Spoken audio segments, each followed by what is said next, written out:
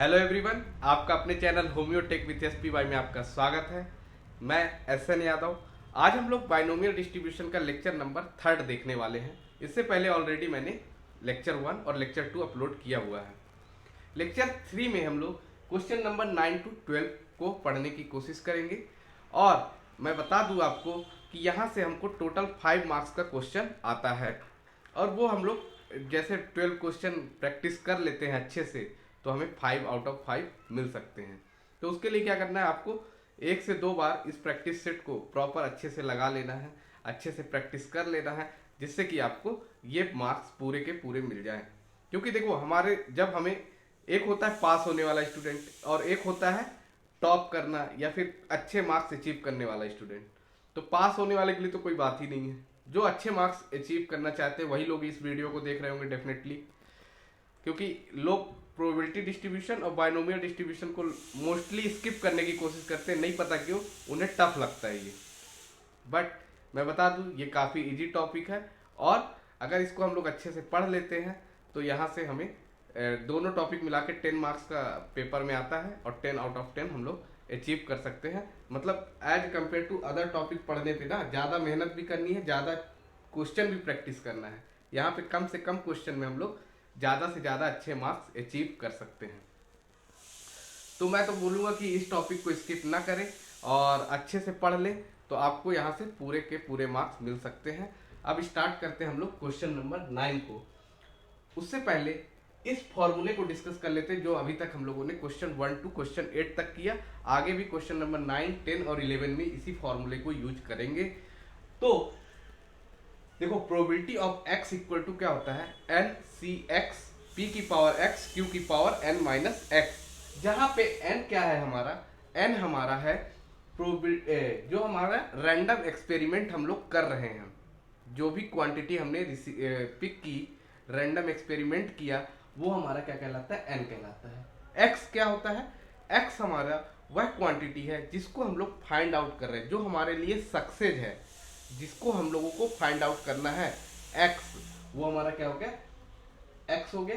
p क्या है, probability of success. हमको एक कंडीशन गिवन होगी, उसमें हमें एक प्रोबेबिलिटी फाइंड आउट करना होगा। तो वहां पे जो सक्सेस मीन्स जो हमें फाइंड आउट करना है उसकी प्रोबेबिलिटी क्या है, वो हमारा प्रोबेबिलिटी ऑफ, मतलब p हमारा है वो। और q क्या है, प्रोबेबिलिटी ऑफ फेल्यूर। तो आई थिंक ये फॉर्मूला को हमने ब्रीफ में समझ लिया है। अब हम लोग क्वेश्चन पे आते हैं तो ज़्यादा अच्छे से क्लियर होगा, क्योंकि हो सकता है कुछ लोग इस वीडियो को डायरेक्ट देख रहे होंगे, डायरेक्टली 3rd वीडियो पे आ गए होंगे, राइट। तो थोड़ा सा तो एक इंट्रोडक्शन मिल गया है जिससे चीज़ें आपको हो सकता है समझ में आ जाए। वैसे मैं कहूँगा कि आप फर्स्ट वीडियो देखिए, देन सेकेंड, देन थर्ड। तो काफ़ी, मतलब जैसे मान लीजिए ये वीडियो बना 30 मिनट का फॉर एग्जाम्पल, तो अगर अच्छे से फर्स्ट और सेकंड वीडियो देखा है तो ये 15 मिनट, अगर 30 मिनट का वीडियो तो आप 15 मिनट में से खत्म कर सकते हो। बस मैं यही कहना चाहूँगा। तो ठीक है, स्टार्ट करते हैं। क्या बोल रहा है कि एक बॉक्स है जिसमें फ्लॉपी डिस्क है, ठीक है, और जिसमें 95% वर्किंग कंडीशन में है, 95% वर्किंग में है। मीन्स अगर हमारे पास कोई भी चीज़ होती है वो कितनी होती है, 100% होती है, 100% होती है। उसमें से 95% क्या है, वर्किंग है, ठीक है। तो नॉन वर्किंग कितने हो गए, 5% नॉन वर्किंग हो गए। यही होगा ना, मतलब अगर 95% मेरा वर्क कर रहा है तो 5% ही होगा जो नॉट वर्किंग होगा। तो 5% हो गया मेरा नॉट वर्किंग। देन उसके बाद a sample of 3 disc is selected at random, है ना। 3 डिस्क को हम लोगों ने रैंडमली सिलेक्ट कर लिया। मतलब एक्सपेरिमेंट हम लोग कितने डिस्क पे कर रहे हैं, 3 ही डिस्क पे कर रहे हैं। तो यहाँ पे मैंने क्या बोला था, जो नंबर ऑफ एक्सपेरिमेंट कर रहे हैं हम लोग, वो 3 डिस्क पे कर रहे हैं। फिर क्या बोल रहा है, फाइंड द प्रोबेबिलिटी दैट कि zero defect sample will work. मतलब 0 वर्क कर रहा हो, 1 वर्क कर रहा हो, 2 कर रहा हो, या तो तीनों के तीनों वर्क कर रहे हो, ठीक है। जो हमने सैंपल उठाया 3 का, तो हो सकता है कि वो 3 में तीनों के तीनों वर्क कर रहे हो, ऐसा बोलना चाह रहा है। फिर या तो 2 वर्क कर रहे हो, या तो 1 वर्क कर रहे हो, या तो 0 वर्क कर रहे हैं। इसकी हमको प्रोबेबिलिटी फाइंड आउट करके क्वेश्चन का आंसर देना है। देन यहां से हमको n मिल गया। अब p क्या देखो, सैंपल विल वर्क करने की प्रोबेबिलिटी कितनी, वर्किंग की 95%। तो p क्या हो जाएगा मेरा 95%, 95 आउट ऑफ 100। तो ये क्या हो जाएगा, 5 से कट करिए तो 19 टाइम्स, ये हो जाएगा 20 टाइम्स, तो p आ गया मेरा 19/20। तो q कितना हो जाएगा, 5% था, 5 आउट ऑफ 100, तो ये हो जाएगा 1/20। 5 बन जाए 20 टाइम्स, कैंसिल आउट हो जाएगा, तो 1/20। तो p की वैल्यू आ गई मेरे दोस्त 19/20। p की वैल्यू क्या आ गई 19/20 और q की वैल्यू क्या आ गई 1/20। क्लियर है? यहां तक हमें n मिल गया, p मिल गया, q मिल गया। x हमको यहां पे दिया है 0, 1, 2 और 3 के लिए निकालना है, ठीक है। तो x जो हमें निकालना है 0, 1, 2 और 3 के लिए निकालना है। मतलब ये फॉर्मूले में जो जो चीजों की मुझे जरूरत थी मैंने फाइंड आउट कर ली। ये बात आपको समझ में आ रही है? देखो अगर ये चीज समझ में आ रहा ना तो फिर बोला ना ये क्वेश्चन आपका खत्म। अब हमें क्या लिखना है कि जो मेरा x है क्या फॉलो कर रहा है, n, p बताया था मैंने। तो n क्या है मेरा, n है मेरा 3 और p की वैल्यू है 19/20। ये लिख दिए, x जो है x फॉलो कर रहा है n, p को। देन इसके बाद क्या करना है, सेम फॉर्मूला लगा देना है। अब कंडीशन 1/1 करके उठा लीजिए। x जब हमारा नन है मतलब 0 है ना, तब क्या होगा, तो p of x equal to 0। p of x equal to जब 0 सॉल्व करेंगे क्या हो जाएगा, क्या होता है फॉर्मूला NCx। तो n की वैल्यू है 3, c x की वैल्यू है 0, p की वैल्यू कितनी आई मेरे दोस्त 19/20 की पावर x है, तो x की वैल्यू है 0 और ये आया 1/20 और इसकी पावर कितनी है n माइनस एक्स, तो 3 माइनस 0 3 होगा, तो ये हो गया। तो यहां से आंसर क्या निकल के आया, यहां से 3C0 को सॉल्व करेंगे तो बताया था मैंने 1 आता है, इसको भी सॉल्व करेंगे तो 1 आता है और ये हो गया 1/20 की पावर 3। तो इसका आंसर क्या हो जाएगा 1/20 की पावर 3 p जब x इक्वल टू 0 है। तो बताओ कहां से टफ है ये, 4 नंबर में एक यही क्वेश्चन आ जाएगा, 4 नंबर में यही क्वेश्चन आ जाएगा। आपको इतना ही करना है बस, सब डाटा गिवन है, एक फॉर्मूला है, उड़ा दो। समझ रहे हो, समझ जाओ मेरे दोस्त। अब देखो फिर बोला है x इक्वल टू 1 कि जो हमने 3 सैंपल लिया उसमें से एक वर्किंग है, तो ठीक है देखते हैं है कितना, तो उसकी प्रोबेबिलिटी क्या होगा, तो p of x equal to 1 लिखना है। अब सेम फॉर्मूला लगाइए, NCx, n अभी भी 3 है, एक के लिए x मेरा क्या है 1 है अभी, तो NCx p की पावर x, तो p है मेरा 19/20। अब x क्या है 1 और ये क्या है 1/20, तो 3 माइनस 1 2, यही हो जाएगा। और 3C1 को सॉल्व करोगे तो आएगा 3।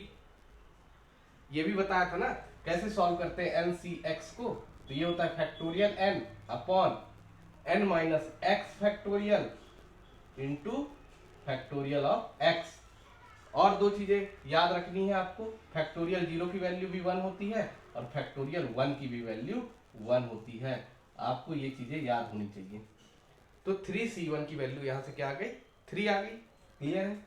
अब ये 19/20 की पावर 1 है, तो ये तो 19/20 ही रहेगा और ये 1/20 का स्क्वायर है, तो इसको क्या लिख सकते हैं, तो देखो 20 है, 19 इंटू 3 57 और ये हो गया 20 की पावर 3, ये लिख सकते हैं। तो probability of x equal to 1 क्या आ गया 57 अपॉन 20 की पावर 3। क्लियर है कि नहीं है? देखो यहाँ पे केवल कैलकुलेशन पार्ट है, अगर आपका बेसिक क्लियर है तो आप खेल गए। तो ये हो गया हमारा 57 अपॉन 2/20 की पावर 3। अब हम लोग थर्ड, इसी में थर्ड की बात करें, थर्ड नंबर क्या है, देखो थर्ड में अब आपको यहाँ पे x की जगह पे 2 कर लेना है। मैं एक ये बता देता हूँ, ऑल 3 वाला कर देते हैं, ठीक है। तो यहाँ पे फोर्थ नंबर ले लेते हैं जब x जो है 3 हो, तो ये p of x equal to 3, और इसको मैं एकदम बेसिक से बता देता हूँ पूरा, मतलब ये भी सॉल्व कर देते हैं, NCx को कैसे सॉल्व करते हैं वो भी बता देता हूँ, ठीक है। तो p ऑफ x जब 3 है, p ऑफ x जब 3 है तो क्या होगा ये n की वैल्यू 3 है, c x की वैल्यू भी 3 है, p की वैल्यू 19/20, x की वैल्यू 3 है, 1/20, इसकी वैल्यू कितनी हो जाएगी 0, 3 - 3 0।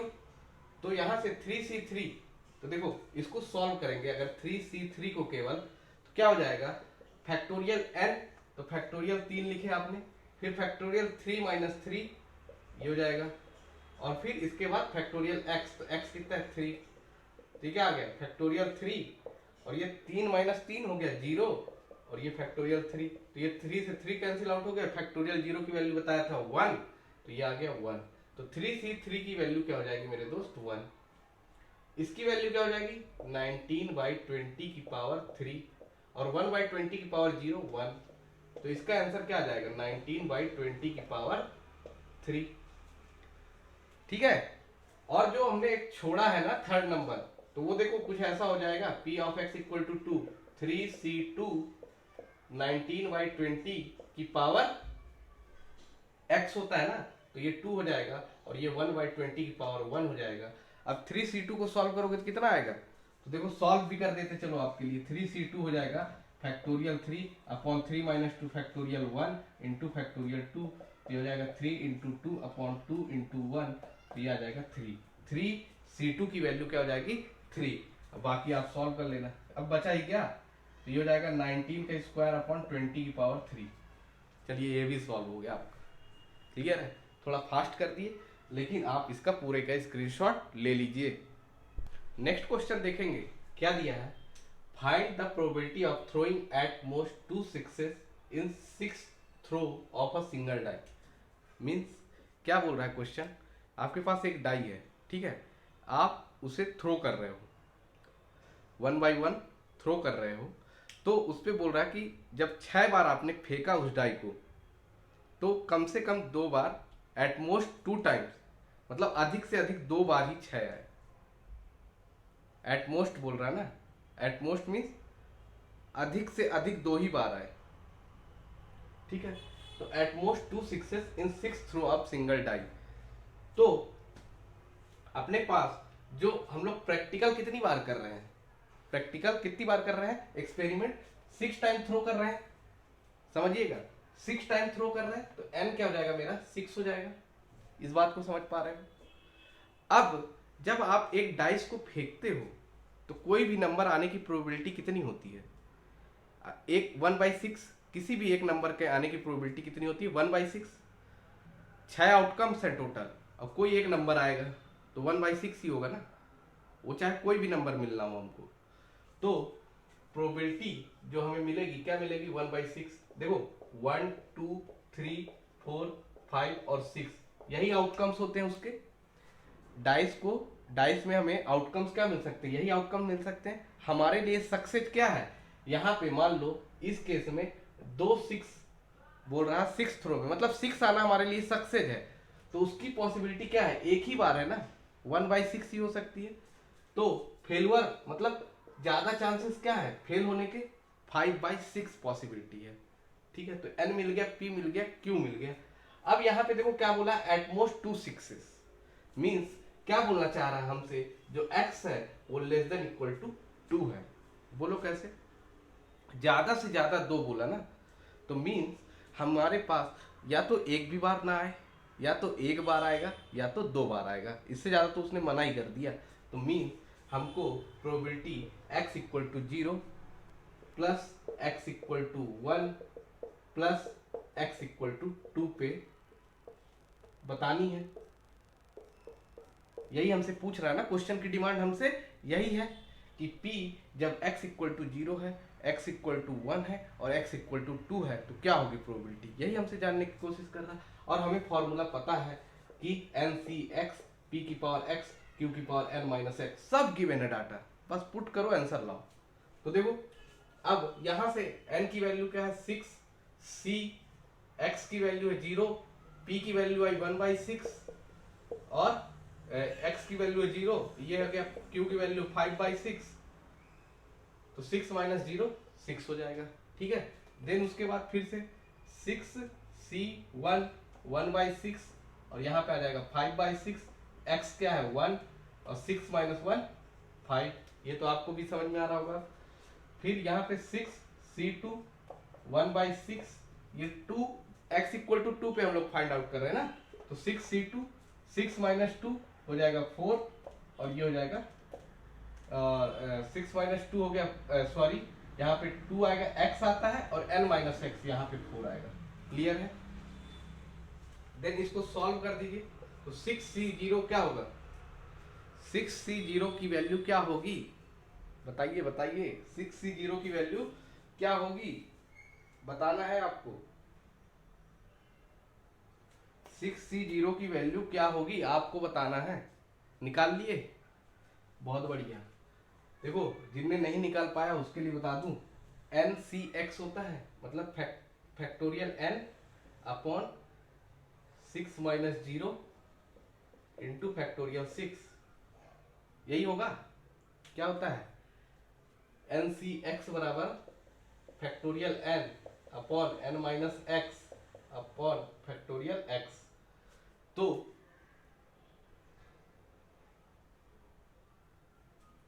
ये फैक्टोरियल 0 होगा, सॉरी, ठीक है। तो ये क्या हो गया, तो देखो फैक्टोरियल 6 अपॉन 6 माइनस 0 हो जाएगा 6, और ये फैक्टोरियल 0, तो ये कैंसिल आउट हो गया, 1 आएगा। तो 6c0 की वैल्यू क्या हो जाएगी मेरे दोस्त, 1 हो जाएगी कि नहीं होगी, ये बता दो आप। 6c0 की वैल्यू 1 हो जाएगी कि नहीं हो जाएगी, हमने करके देख लिया 1। और ये क्या हो जाएगा, किसी की भी पावर 0 हो तो ये होता है 1, ये हो जाएगा 5/6 की पावर 6। अब 6c1 को सॉल्व करोगे तो क्या आएगा, 6 आएगा, ये हो गया 1/6, और ये हो गया 5/6 की पावर 5, ठीक है।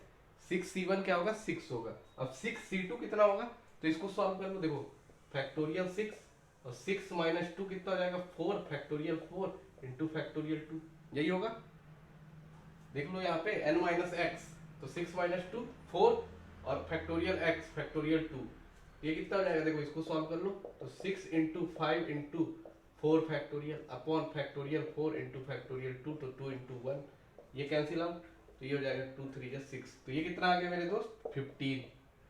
6c2 कितना आ गया, 3 इंटू 5 15, और ये क्या हो जाएगा 1/6 का स्क्वायर अपॉन 5/6 की पावर 4।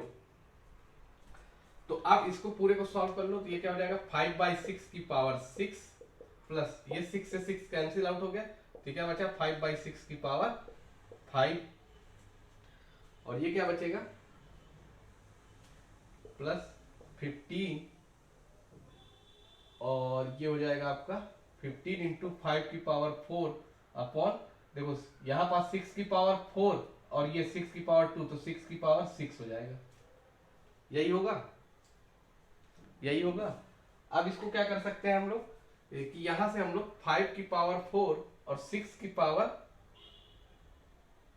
पावर कितना ले सकते हैं, 6 की पावर 5 को कॉमन ले सकते हैं, तो ले लो 5 की पावर 4 और 6 की पावर 5। कैसे डिसाइड किए, देखो मिनिमम क्या है, 4 है हमारे पास, और इधर 6 में 5 है, यहाँ पे देखो 6 है, यहाँ पे भी 6 है, यहाँ पे पावर 5 है, तो हम लोगों ने ले लिया। अब यहाँ पे क्या बचा, 1 बचेगा, सॉरी ये 5 की पावर 6 है ना, 4 लिया हमने, तो 5 की पावर 2 बचेगा यहाँ पे, और 6 की पावर 5 लिया है, तो ये क्या बचेगा, यहाँ पे 6 बचेगा कि नहीं बचेगा, 25/6 हो जाएगा ये, प्लस ये वाला यहाँ पे क्या बचेगा, 5 की पावर 4 है लिए हैं, तो ये 5 बचेगा, और 6 की पावर 5 है ही, प्लस ये क्या हो जाएगा 5 की पावर 4 और 6 की पावर 5, तो ये बचेगा 15/6, बचेगा कि नहीं, बचेगा कि नहीं, 15 और 5 की पावर 4 हमने ले लिया बाहर, तो 15 बचा, 5 की पावर 4 इधर हो गया, 6 की पावर 5 लिए हैं, तो 6 की पावर 6 है, इसलिए अपॉन में 6 आ गया। तो अब इसको सॉल्व कर लो, क्या हो जाएगा, देखो 5 की पावर 4 अपॉन 6 की पावर 5, ये हो जाएगा आपका 25/6 प्लस 5, या तो इसको देखो ऐसा कर लो, ये 6 बेस सेम है, यहाँ पे अपॉन 1 है, 6 अपन का बेस हो जाएगा, और यहाँ पे 25 आ जाएगा, प्लस 5 इंटू 6 30 प्लस 15, ये कितना आ गया 5 की पावर 4 अपॉन ये 6 की पावर 6 बोल सकते हैं इसको भी इधर ले आए अपन, और ये क्या बचा 25 प्लस 15 25 प्लस 15 हो गया 40 और प्लस 30 70, तो अपन बोल सकते हैं कि 5 की पावर 4 इंटू 70 अपॉन 6 की पावर 6। स्क्रीनशॉट ले लीजिए। नेक्स्ट क्वेश्चन देखेंगे क्या दिया है। It is known that 10% of certain articles manufactured are defective, मतलब जो हम लोगों ने आर्टिकल बना रहे हैं उसमें 10% आपका आर्टिकल डिफेक्टिव हो रहा, मीन्स आपका कितना नॉन डिफेक्टिव आइटम्स है 90%। मतलब अगर आपने 10 आइटम बनाया तो उसमें से 9 आइटम आपके अच्छे हैं, एक आइटम ही आपका खराब है, तभी तो 10% हुआ। अगर हम लोग 10 क्वांटिटी में बात करें तो यही कहना चाह रहा है कि एक कोई मैन्युफैक्चरर है जो आर्टिकल्स बनाता है उसके 10% क्या होते हैं डिफेक्टिव होते हैं। Then what is the probability that in a random sample of 12 such articles, कितने आर्टिकल ले रहा, n मिल गया कि नहीं मिला, 12 आर्टिकल में वो प्रैक्टिकल कर रहा, तो n क्या हो जाएगा मेरे दोस्त, n हो जाएगा मेरा 12। समझो क्वेश्चन को अप्रोच कैसे करना है। n मिल गया, फिर बोल रहा है 9 आर डिफेक्टिव, मीन्स 9 डिफेक्टिव है, ठीक है, x क्या हो गया मेरे लिए 9 डिफेक्टिव है। अब बात आती है, देखो क्या होता है फॉर्मूला NCX p की पावर x q की power n minus x, right. n मिल गया, x मिल गया, अब चाहिए मुझे probability of success and probability of failure, p और q मिल जाएगा कि नहीं। तो दिया है ना मेरे को कि 10% सर्टेन आर्टिकल डिफेक्टिव के लिए है, सक्सेस मेरा क्या है डिफेक्टिव को फाइंड आउट करना, तो 10% का मतलब हुआ 10/100, तो ये क्या हो गया 1/10, 0 से 0 कैंसिल आउट, 1/10। p की वैल्यू क्या हो गई मेरे दोस्त 1/10। q कितना हो जाएगा, कितना हो जाएगा p plus q equal to 1, तो q equal to 1 minus p, तो q इक्वल टू 1 माइनस 1/10, तो 10 माइनस 1 9/10 हो जाएगा ना, q हो जाएगा 9/10। बहुत बढ़िया, ये निकाल दिए, अब कुछ नहीं बचा, क्वेश्चन हो गया खत्म। अब देखो b n क्या है हमारा 12 और p क्या है मेरा 1/10, बस सॉल्व कर दो। फॉर्मूला पता है p of x equal to 9, तो क्या होगा n क्या है 12, c x x x बताओ x है 9 इंटू p कितना है 1/10 की पावर x है 9 और 9/10 q है 9/10, तो इसकी पावर कितनी हो जाएगी 12 माइनस 9 3। समझ में आया। अब इसको सॉल्व करना है, तो 12c9 को सॉल्व करेंगे तो factorial 12 upon 12 minus 9 factorial 3 into factorial 9, यही होगा इसको सॉल्व करने पे। देन इसको सेम लिख लो 1/10 की पावर 9 इंटू 9/10 की पावर 3। अब इसको सॉल्व करिए, ये क्या हो जाएगा 12 इंटू 11 इंटू 10 इंटू 9 फैक्टोरियल। देखो 9 में ले जाके क्यों छोड़ दिया मैंने, क्योंकि यहाँ पे 9 है तो मेरा कैंसिल आउट हो जाएगा। 3 को तोड़िए, 3 को ओपन करिए, 3 इंटू 2 इंटू 1 इंटू फैक्टोरियल 9, ये 9 से 9 कैंसिल आउट हो गया, इसलिए मैंने वहां पे 9 पर छोड़ दिया था।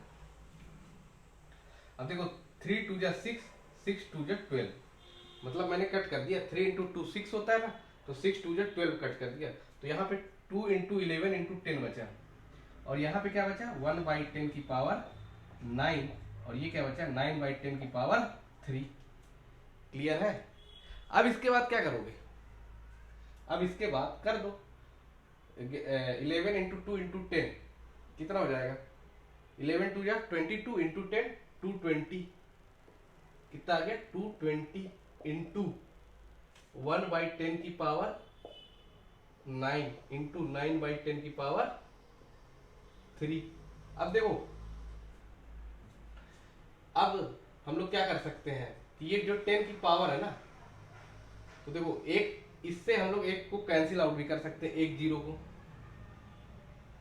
तो इसको हम लोग लिख सकते हैं 220 अपॉन ये 10 की पावर 9 हो गया, तो 10 इंटू 10 की पावर 8 कर दिया मैंने इसको 10 की पावर 9 को, ठीक है, और ये इंटू 9 की पावर 3, ये ऊपर वाले को इधर ही रख दिया, इधर 10 की पावर 3 डिस्ट्रीब्यूट कर दिया दोनों को, ठीक है, 9 की पावर 3 और 10 की पावर 3 में। देन यहां से एक जीरो, ये जीरो से कैंसिल आउट हो गया, क्या बचा 22 इंटू 9 की पावर 3 अपॉन 10 की पावर 8 प्लस 3 11। तो ये हो जाएगा मेरा आंसर कि 22 इंटू 9 की पावर 3 अपॉन 10 की पावर 11। स्क्रीनशॉट ले लीजिए। इस टॉपिक का सबसे इजी और लास्ट क्वेश्चन, ठीक है। यहां पे देखो n p e of x, variance of x, देखो कुछ नया नया दिख रहा है ना आपको। एन तो ठीक है, पी भी ठीक है, ई of x, variance of x नया है कुछ। तो देखो इसको जो ई ऑफ एक्स है, समझिएगा, जो ई ऑफ एक्स है इसको हम लोग मीन बोलते हैं या तो एक्सपेक्टेड वैल्यू, ठीक है, मीन बोलते हैं या तो एक्सपेक्टेड वैल्यू बोलते हैं। और जो ये VAR लिखा है ना, तो इसको बोलते हैं वेरिएंस, ठीक है, वेरिएंस ऑफ एक्स। जो रैंडम वेरिएबल एक्स है वो वेरिएंस है। और देन यहां पे देखो एक वर्ड है S.D, इसको बोलते हैं स्टैंडर्ड डेविएशन। क्या बोलते हैं? Standard deviation. अब इसका करेंगे क्या, तो सिंपली समझिए, जो E ऑफ X है वो क्या होता है N इंटू पी। बस इतना ही याद रखना है, लास्ट ईयर में क्वेश्चन पूछा था, लास्ट ईयर क्वेश्चन पूछा जा चुका है, यही सेम, ठीक है। N इंटू पी करना था, मतलब ये 10 इंटू 0.4 कर दिए ना, मीन्स 10 इंटू 4 40, और एक अंक के बाद दशमलव, तो मतलब आ गया 4। इसके 2 मार्क्स मिल जाएंगे आपको, समझ गए। और ये वेरिएंस क्या होता है, अब कुछ नहीं करना, n into p into q. मान लो P दिया है, अब Q कैसे निकालते हैं हमने अभी तक पढ़ लिया है, P plus q equal to क्या होता है 1। तो वहां से हम लोग अगर 0.6 ये है तो Q क्या हो जाएगा, दोनों का सम 1 होना चाहिए, तो 0.6 में 0.4 ऐड कर दो तो Q की वैल्यू आ गई, वो समझ गए। तो इसमें क्या करना है, वेरिएंस में एक और चीज जोड़ दे, मल्टीप्लाई कर देना है Q को, N into p into q, खत्म। स्टैंडर्ड डेविएशन क्या होता है, under root of variance, variance of x. तो वेरिएंस की वैल्यू क्या थी मेरे दोस्त, N into p into q. इसको क्या कर देना, अंडर रूट में कर देना, बस root under n p q, खत्म। मतलब ये क्वेश्चन आपके लिए अगर आ जाता है ना, तो समझ लो ये क्या है आपके लिए, वरदान, ठीक है। तो देखो पहले क्वेश्चन को समझते हैं। n इक्वल टू दिया है सॉल्यूशन, गिवन क्या है, n equal to 10 and p equal to दिया है 0.4। पूछा क्या है, मीन और वेरिएंस ऑफ x। तो मीन क्या होता है, n इंटू पी। तो n इंटू पी करना है, तो n की वैल्यू मुझे पता है 10 और p की वैल्यू पता है 0.4, तो इसको मल्टीप्लाई कर देंगे तो 4.0 आ जाएगा, जो कि इसका आंसर होगा। ये किसका आंसर हो गया, मीन को हम लोग दर्शाते हैं E ऑफ X से, ठीक है। E of X equal to mean बोल दो, equal to N into p होता है, और ये हो गया आंसर। अब इसके बाद क्या पूछा इसी में, variance of X। Variance of X का फॉर्मूला क्या बोला मैंने, N into p into Q कर देना है, Q ले आना है। अब मुझे क्वेश्चन में गिवन है N और P, Q कैसे निकालोगे, तो मुझे पता है कि जो प्रोबेबिलिटी सक्सेस की होती है और जो ऐड करने पे मतलब Q मतलब प्रोबेबिलिटी ऑफ फेल्यूर, वो कितना होता है, 1 होता है। Clear, probability of success plus probability of failure क्या होता है, 1 होता है। तो यहां से P की वैल्यू हो गई 0.4 प्लस Q इक्वल टू 1, तो Q इक्वल टू 1 माइनस 0.4, तो Q इक्वल टू क्या आ जाएगा 0.6। Q की वैल्यू क्या आ गई मेरे दोस्त, 0.6। तो यहां पुट कर दो, N की वैल्यू कितनी है 10, P की वैल्यू कितनी है 0.4 इंटू 0.6। अब कर दो 10 इंटू 4 40, 40 इंटू 6 240, 40 इंटू 6 क्या होगा, 4 6 जा 24 इंटू 10 240। अब कितने अंक के बाद पॉइंट है, तो देखो 1 और 2, तो 2.4 इसका राइट आंसर हो जाएगा। 2.4 इसका क्या हो जाएगा, राइट आंसर हो जाएगा। अब इसी टाइप से अगर हम लोग दूसरा क्वेश्चन ले, ये तो पहला क्वेश्चन हो गया, सेकंड क्वेश्चन बताइए क्या क्या दिया है, p दिया है, p दिया है मुझे 0.6, e ऑफ x दिया है मुझे 6, क्या पूछा है, n पूछा है और वेरिएंस ऑफ x पूछा है। तो देखो हमें पता है कि e of x equal to होता है n इंटू पी, राइट। क्या होता है, मीन इक्वल टू होता है n into P, n into P. अब मुझे यहाँ पे p की वैल्यू गिवन है, e ऑफ x की वैल्यू गिवन है 6, n और p की वैल्यू क्या गिवन है मुझे 0.6। तो n की वैल्यू क्या हो जाएगी मेरे दोस्त, 6/0.6 हो जाएगी। ये पॉइंट हटेगा तो यहाँ पे आ जाएगा 0, तो 60/6 क्या हो जाएगा 10, 60/6 क्या हो जाएगा 10। तो n की वैल्यू आ गई, n की वैल्यू पूछा था, 2 नंबर यहाँ पे हो गए। अब variance of x, variance of x क्या होता है, n into p into Q. n हो गया 10, p की वैल्यू हो गई 0.6, 10 इंटू 0.6 इंटू q की वैल्यू कैसे निकालोगे, तो q की वैल्यू होगी p plus q equal to 1, तो q इक्वल टू 1 माइनस 0.6 क्या हो जाएगा ये 0.4।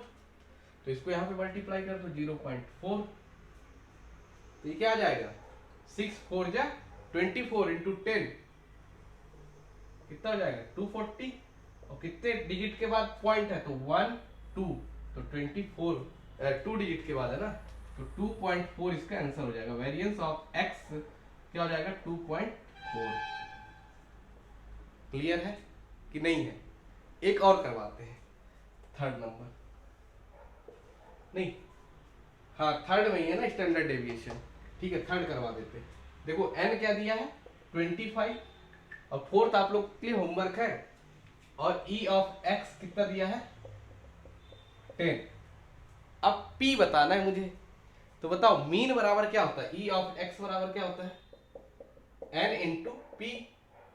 तो ये दिया है 10, n दिया है 25, p की वैल्यू पूछा है, तो p बराबर क्या हो जाएगा 10/25 हो जाएगा, ये वाला 25 इसे अपॉन में आ जाएगा, तो 5 2 10, 5 5 25, तो p की वैल्यू क्या आ गई, अगर 2/5 को हम लोग करें सॉल्व तो ये आ जाएगा 0.4, p की वैल्यू आ गई 0.4। अब यहां से q की वैल्यू कितनी आ जाएगी 0.6, क्योंकि सम कितना होना चाहिए 1 होना चाहिए, तो 0.4 प्लस 0.6 क्या होता है 1 होता है। तो p और q मिल गया, n मिल गया है, तो हमको क्या चाहिए स्टैंडर्ड डेविएशन। तो स्टैंडर्ड डेविएशन क्या होता है, स्टैंडर्ड डेविएशन होता है अंडर रूट में n into p into Q. तो n की वैल्यू कितनी है मेरे दोस्त 25, लिख दो 25 इंटू पी की वैल्यू है 0.4 इंटू 0.6 कितना हो जाएगा 25 इंटू 4। अगर मैं 25 इंटू 4 करूं केवल तो 100 होता है, अब 100 इंटू 6 क्या होता है 600, तो इसको लिख दो अंडर रूट में 600। अब कितने डिजिट के बाद पॉइंट है 1 एंड 2, ये 2 डिजिट के बाद है 1 2, तो यहाँ पे लगा दो, तो ये कितना आ जाएगा अंडर रूट में 6, ठीक है। तो स्टैंडर्ड डेविएशन बराबर क्या हो गया रूट अंडर 6, रूट अंडर 6। तो होप सो कि आपको ये क्वेश्चन भी समझ में आया होगा, अगर आया हो स्क्रीनशॉट ले लो, ले लिए होगे। तो दोस्तों वीडियो पसंद आई हो तो लाइक करना, दोस्तों के साथ शेयर करना और चैनल को सब्सक्राइब करना मत भूलना। और इस क्वेश्चन का फोर्थ नंबर ही नहीं करवाया ना मैंने, तो आप लोग इसका आंसर कमेंट बॉक्स में बता देना कि क्या आएगा। मैं आपसे उम्मीद करूंगा कि आप डेफिनेटली इसका आंसर दोगे।